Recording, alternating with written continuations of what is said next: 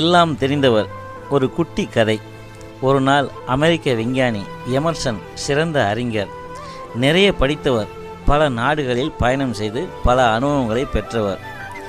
அவர் ஒரு சமயம் கன்றுக்குட்டி ஒன்றை ஓட்டிச் செல்ல வேண்டியிருந்தது. கன்றுக்குட்டியின் காதை அவருடைய மகன் கெட்டியாக பிடித்து கொண்டு முன்னே இழுத்தான். தகப்பனாரோ அதன் பின் காலை பிடித்து முன்னே தள்ளினார். கன்றுக்குட்டியோ வெகு பொறுமையோடு இம்மியளவும் நகராமல் பிடிவாதம் பிடித்தது. ஞானியின் முகம் கோபத்தில் சிவந்தது. அப்போது அங்கே வேலைக்கார பெண் தற்செயலாய் வந்தாள். அவள் ஒரு ஐரிஷ்காரி. இவர்கள் செயலை பார்த்து அவர்களுக்கு சிரிப்பு வந்தது.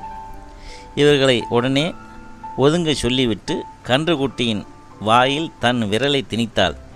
தாய்ப்பசுவிடன் பால் குடிப்பது போல் அந்த விரலை சூப்பிக்கொண்டே கன்றுக்குட்டி சந்தோஷமாய் அவளை பின்தொடர்ந்து மாட்டு கொட்டகைக்குள் நுழைந்தது. அவரின் மகனோ பல்லை இழித்தான். தந்தையோ சிந்தனையில் ஆழ்ந்து விட்டார். பல துறை பல கற்றவர். ஆனால் ஒரு கன்றுக்குட்டியை எப்படி ஓட்டிச் செல்வது என்பது அவருக்கு தெரியவில்லை.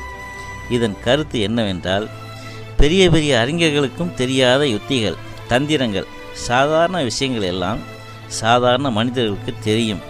தங்களுக்கு எல்லாமே தெரியும் என யாரும் நினைக்கக்கூடாது. அவர்களுக்கு தெரியாத விஷயங்கள் பல இங்குண்டு. எல்லாம் தெரிந்தவர் என்று இந்த உலகில் யாரும் இல்லை. கற்றது கையளவு, கல்லாது உலகளவு என்று கூறி மீண்டும் ஒரு பதிவில் உங்களை சந்திக்கிறேன்.